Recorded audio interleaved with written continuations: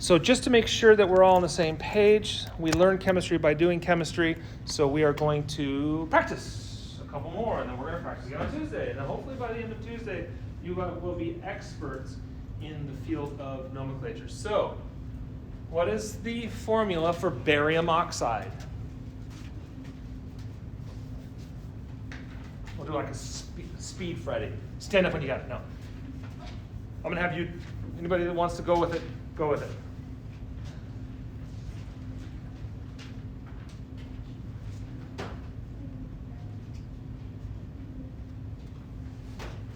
Anybody? Anybody yet? Barium oxide.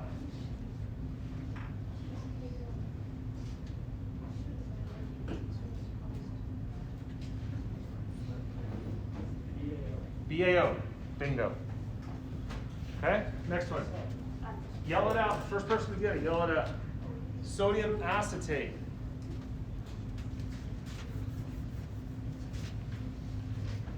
And they should be rolling off very quickly.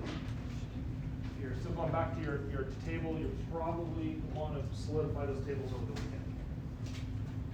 Might be a quiz on Monday. Actually, there will be a quiz on Wednesday, so I'll just tell you over this stuff, because that way after Tuesday you'll be experts, because we're going to spend an hour and a half in lab doing these again.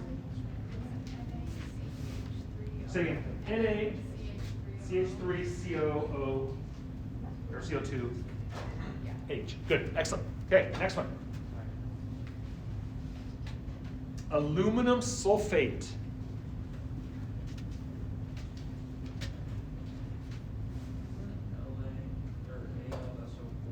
Okay, AlSO4, but we have to work on the charges.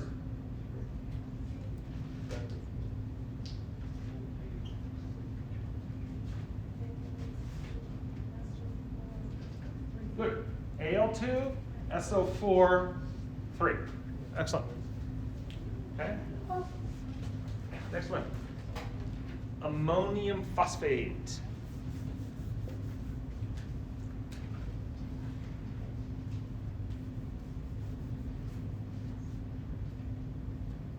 Ammonium, our only polyatomic cation.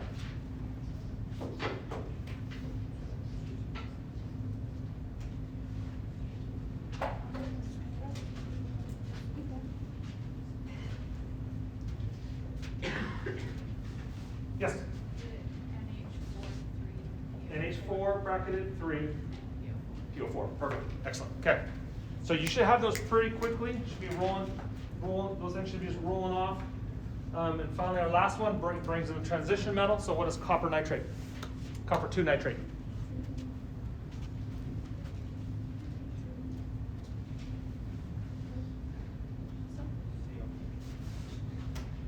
I heard.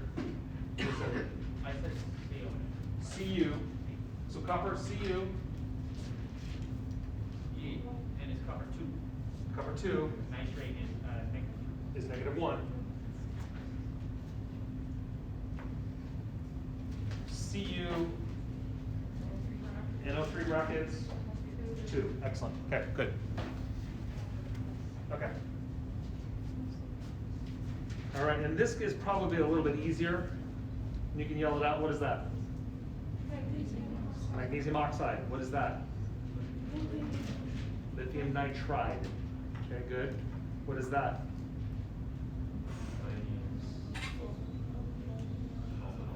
Ammonium sulfite. Good. And that is aluminum sulfate, and that is copper 2 acetate. Okay? Good?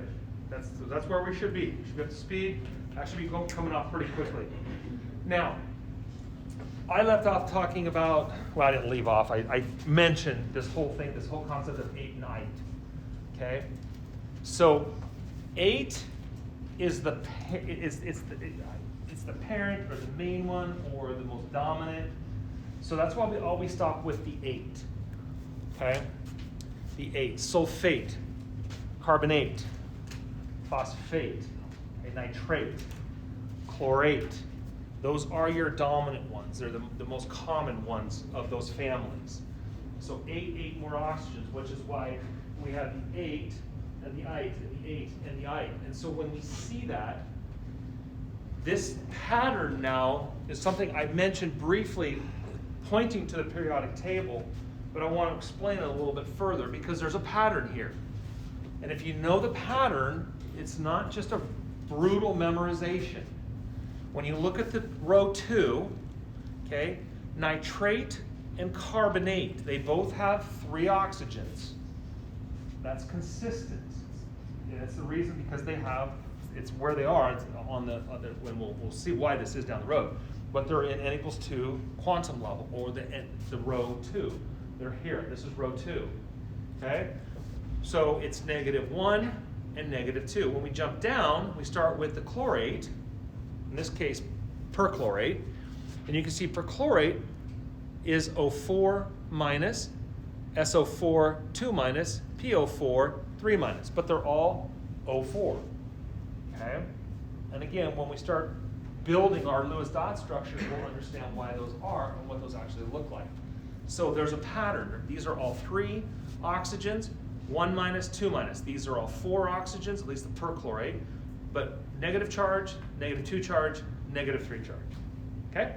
So again, there's a pattern to that, and there's a reason why when we jump down to the 3rd level, quantum level n equals 3, then we see that we need 4 oxygens to satisfy that. Okay? So 1, 2, 3, 1, 2. Okay? And that's the pattern that we see, again, with those 5 different nitrate, carbonate, perchlorate, sulfate, and phosphate. Now, we're going to go from here, and we're going to learn how to name acids. So,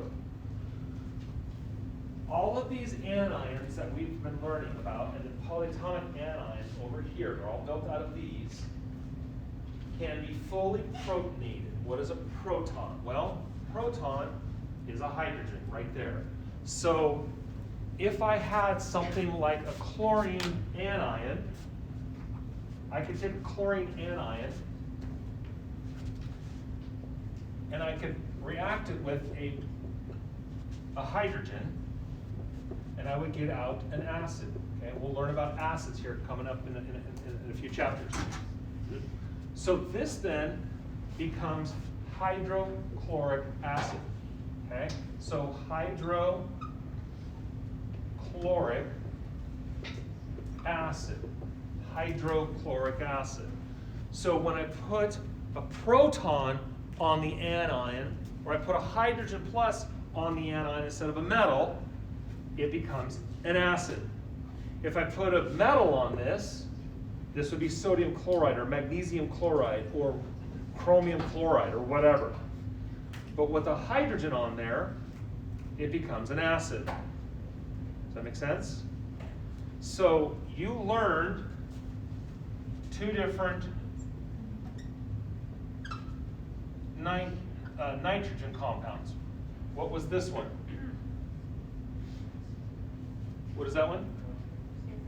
Nitrate and nitrite. So nitrate with a proton, if I protonate this, nitrate becomes nitric acid.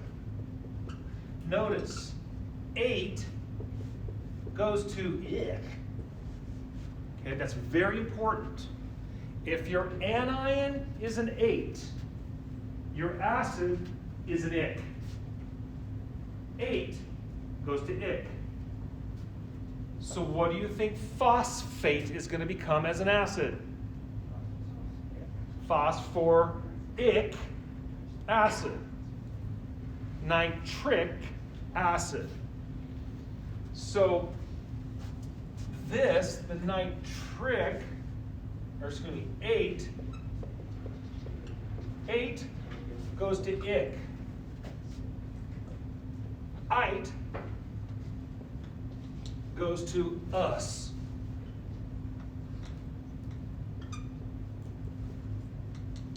Okay? 8 goes to ick. Ite goes to us. So nitrate, if I add a hydrogen to it instead of a metal, goes to nitric acid. So nitric acid then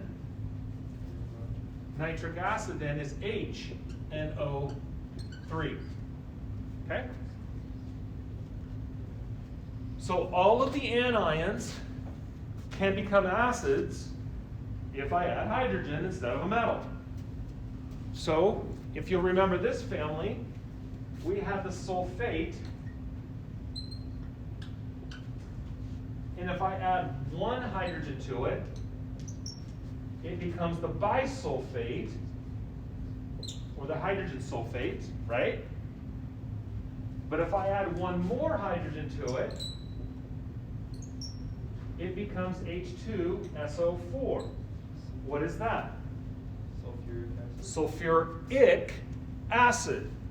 The 8 becomes the ic. Sulfuric acid. So this is sulfate. This is hydrogen sulfate or bisulfate.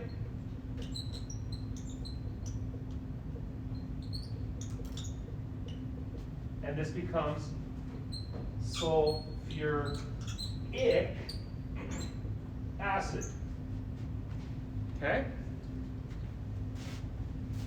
And if you look at what the sulfate is, you look at the sulfate anion, get a different color here. If you look at the actual sulfate anion,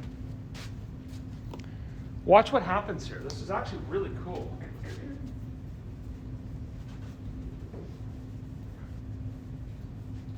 So sulfate looks like this. When we do the Lewis dot structure, you'll see this.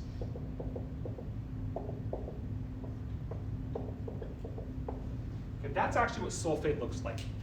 SO4, 2 minus. Okay? Sulfur does violate the octet rule, and we'll get into why that is. So SO4, 2 minus.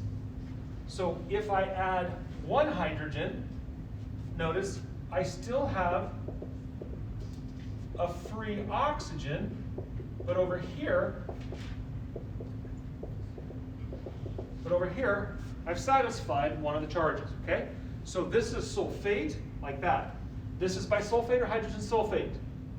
And if I add another hydrogen, notice where it goes. HOSOH, and now all of a sudden I have a neutral compound, or in this case, I have an acid. So all of these polyatomic anions, if they're completely satisfied with their charges with protons or hydrogens, that's what an acid is. We're going to learn about Bronsted-Lowry and Arrhenius acids here real soon. Then it becomes the acid. Okay? So with the phosphate family, we have the exact same thing, but phosphate's kind of cool. Phosphate looks like this.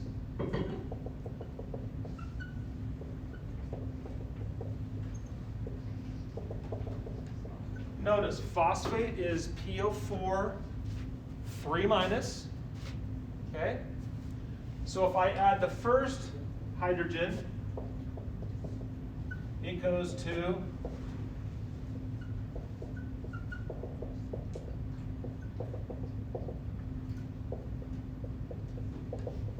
hydrogen phosphate, or biphosphate.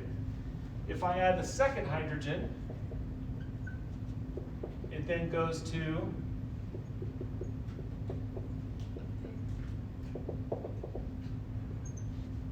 bisphosphate, or dihydrogen phosphate. Okay, dihydrogen phosphate. Okay, if I add the final hydrogen, the third hydrogen, notice what it goes to.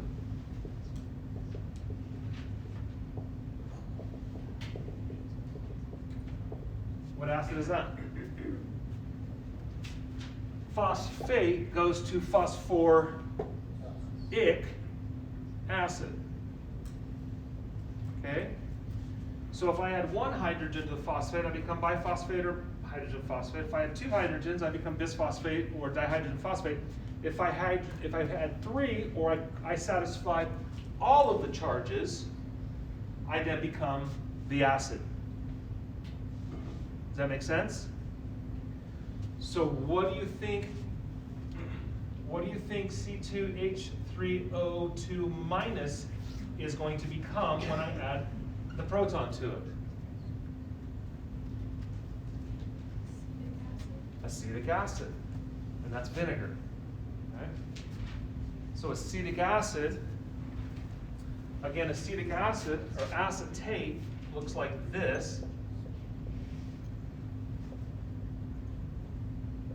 Okay, that's acetate, C2H3O2 minus, with a hydrogen instead of a metal, goes to what we know and call acetic acid or vinegar. So if you make pickles, there it is. It's great stuff to have around the house. Yes? Can you say again how you know how many hydrogens to add? Yeah. The acid? Yeah. You add enough hydrogens to counter out the original charge. Okay? So sulfate is 2 minus. So if you add 2 hydrogens to it, it becomes the acid. Phosphate has how many charges? It's a 3 minus. So if you add 3 hydrogens to it, it becomes the acid. Okay?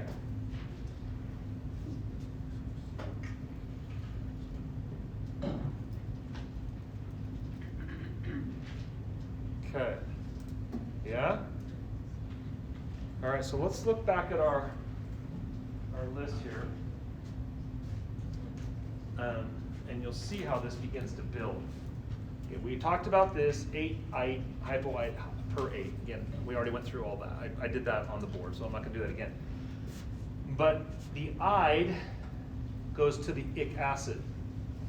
The 8 goes to the ic acid. The ite goes to the us acid, which is why you should be able to tell me then the names of these entities.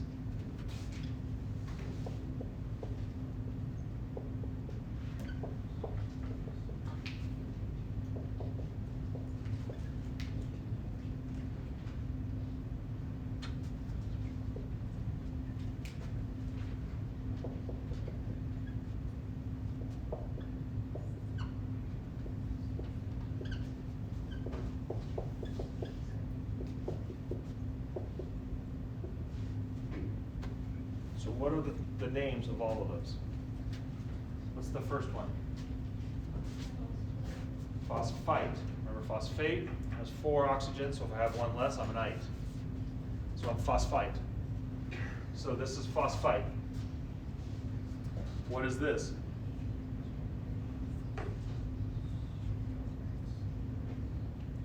Hydrogen phosphite? Or biphosphate? Diphosphite? What is this? Dihydrogen phosphite or bisphosphite. And then finally, what am I if I have all of my protons? Phosphorus acid. Okay? So it's a very systematic way to go from the polyatomic anion to the acid. Okay? And so when we look at our anions, let's walk through these anions together. Here are the anions in acid nomenclature. Hydrogen fluoride or hydrofluoric acid, hydrochloric acid, hydrobromic acid, hydroiodic acid, cyanic acid. Okay? You want to take a stab at that one? No, it's called water. Move down to here. Phosphoric acid, sulfuric acid, dichromic acid, chromic acid, carbonic acid. Carbonic acid's kind of cool. If you have any carbonated beverages around, carbonic acid, so if you take the carbonate, and when we get to the gases chapter, we'll see this. If you take the carbonate and you add 2 hydrogens to this thing, you get this compound that we put in brackets because it's not stable. This is called carbonic acid. 8, carbonate, goes to it, carbonic acid. Carbonic acid, unstable, when you open the cap of the beverage, it decomposes to water and carbon dioxide, which is where the bubbles from a carbonated beverage come from. So within a beverage, like a Coke or a Dr. Pepper or something, they have phosphoric acid and carbonic acid in equilibrium under the canning process. When you open it, then the equilibrium shifts back to the carbon dioxide, and so this is why it becomes fizzy or bubbly. And which is why if you leave it open to the air over a period of time, all that carbon dioxide bubbles off and it becomes flat. Okay? So that's carbonic acid. But you see the carbonate there forms this carbonic acid. Permanganic acid, kind of a weird one. Nitric acid, nitrous acid if I'm the nitrite. Perchloric acid, right? Chloric acid, acetic acid. So all of these anions that you have from your lecture notes on Wednesday become the acid. If it's an 8, it becomes an it. If it's an ite, it becomes an us.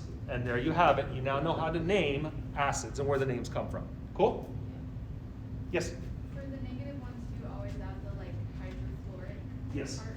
Yeah. Well, it's the I becomes 8 as well. So when you go back here, remember this right here.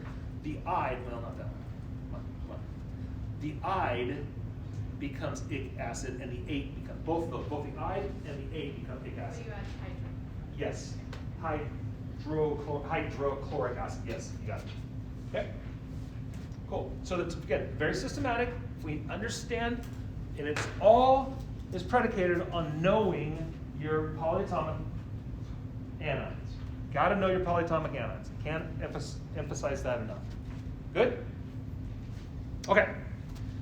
Now, completely forget everything we just went over the last 2 days. We're going to learn a totally different nomenclature system. And the reason why is this. Molecular compounds and ionic compounds are different compounds. So they have different nomenclature. Okay? So let's go back and make sure we know what an ionic compound is. How do I form an ionic compound? What 2 things do I bring together to form an ionic compound? Left side of the periodic table. A metal and a non-metal. Good. Those form ionic compounds. If I have a hydrogen and a non-metal, or a anion, what do I have? We just did it. It's up there on the left top. An acid. Hydrogens and anions make acids. Metals and anions make ionic compounds. Okay? That's where we are so far. We have those 2 down. Our final push is what happens when I bring together a non-metal and a non-metal. Okay? So we started with metals and non-metals. Monoatomic, monoatomic. Polyatomic 1, polyatomic lots. Then we went to hydrogen and monoatomic, polyatomic. Acids. Okay? That's where we are right now. Now what we're going to do is a brand new nomenclature system of just non-metal coming together. What happens when I don't have any metals or hydrogen in this? Well, I can have hydrogen, but I don't have it as an acid. Non-metals and non-metals. Completely different nomenclature. So, you need to be able to count to 10 in Latin or Greek. All right, so we use the Latin roots of these things. So those of you in this room that have had Latin will be familiar with this.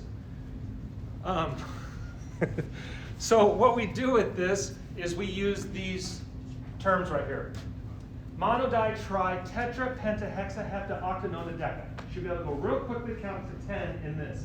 And here's the cool thing. It makes sense because it's the months of the calendar, right? We know that hept is 7. We know that October is the 8th month of the year. We know that November is the 9th month of the year. And we know that December, Deca, is the 10th month of the year, right? So it should be very straightforward. Except what happened?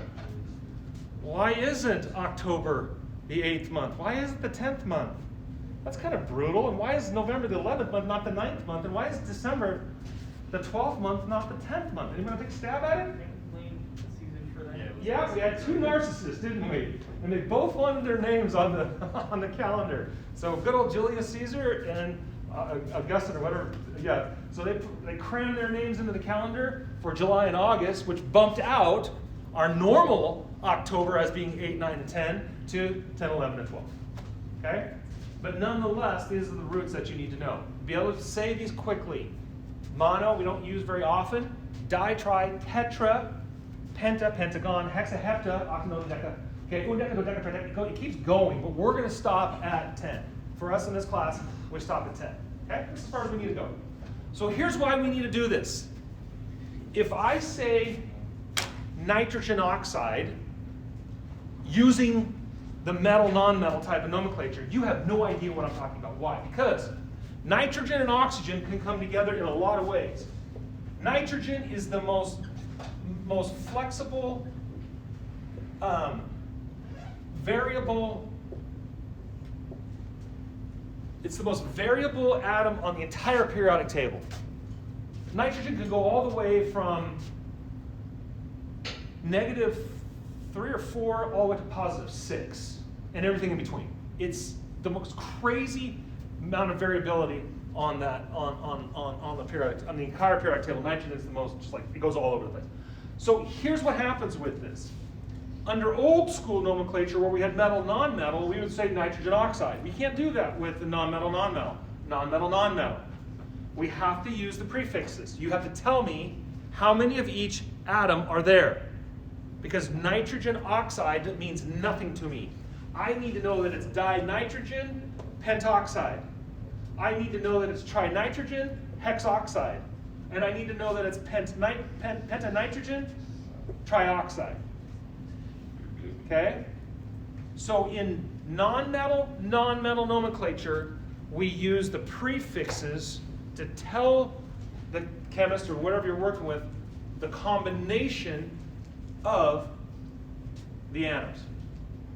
So this would be dinitrogen pentoxide. Now, oftentimes what happens when we have two vowels together, it sounds redundant. So we hack one out. So this becomes pentoxide, not pentaoxide, pentoxide. And it's just because it sounds better coming off your when you actually say it. This would become trinitrogen hexoxide or hexaoxide. And I'm not exactly sure which way Achieve likes it, if they're both correct. But oftentimes when we write them, we get rid of that redundancy if it's there. And so this one's going to be pentanitrogen trioxide. Okay? So what do you think this one's going to be called?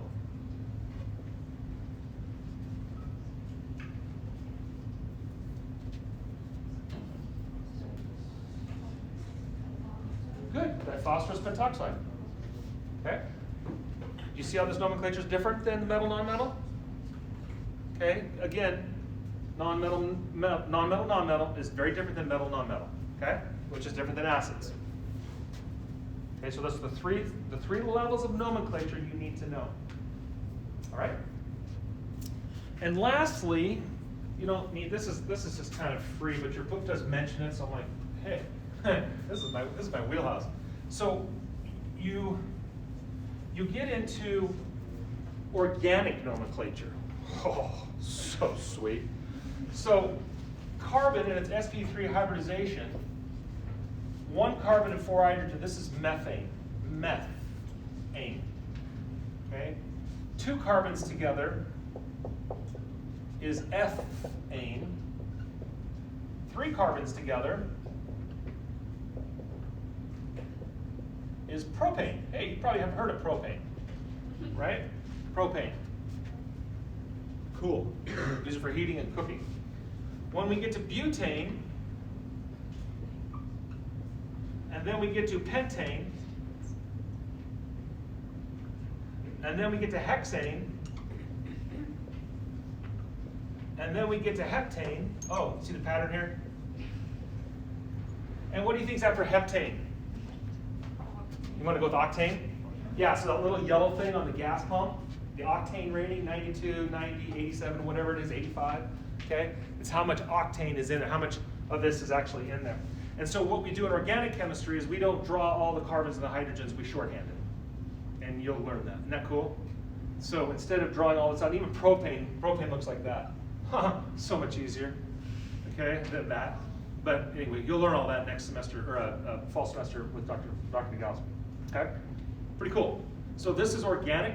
So that's why when you see these meth, eth, prop, but, and then pent, hex, hep, we bring this back in. So up to 4, we have a new system, and then it just is that, the system you learn. So if we have something like ethane, so if we have CH3, CH2, and we put an oxygen on it, this becomes ethanol. Oh, I've heard of ethanol. 10% of it in most bad gas, okay? A lot of it in booze, vodka or scotch or whiskey or whatever, okay? Ethanol. Mouthwash, antidepressants, it's everywhere, all right? So ethanol. So what do you think this one's gonna be called? There's 3 carbons. 3 carbons is propane. So what do you think that's gonna be called? Propanol. And here you have isopropyl alcohol or rubbing alcohol. Okay, it's an isomer of, anyway, very systematic with organic chemistry. This is free, you don't need to know this for this class, but your chapter does talk about it. There's a couple of cheeves on it, but this is how we build when we get to organic chemistry, okay? So, and this would be propanone or pro 1, 2, 3 carbons, ketone, propanone, or you might know it as acetone. Hey, that's kind of cool. So again, it's a very systematic way of learning and naming. We will spend quite a bit of time in organic chemistry setting the foundation for being able to speak the language of organic chemistry. If I say alpha, beta, polyunsaturated diethyl ketone, probably should know what I'm talking about. Right now, it just sounds like a bunch of run-on words. But there's a systematic way to name compounds, just like we're learning here from metals, nonmetals, acids, and nonmetals, nonmetals. We good? Yay! And we just finished chapter 2, so we're going to celebrate with the final worksheet for this chapter before we pick up chapter 3 on Monday. So this brings in, and hopefully this is starting to make more sense. This brings in acids and non-metal nomenclature, so this is the complete nomenclature. And I break this up into 2 sections because the first one, really we had to establish the polyatomic anion. It was really that first section, getting comfortable with polyatomic anion.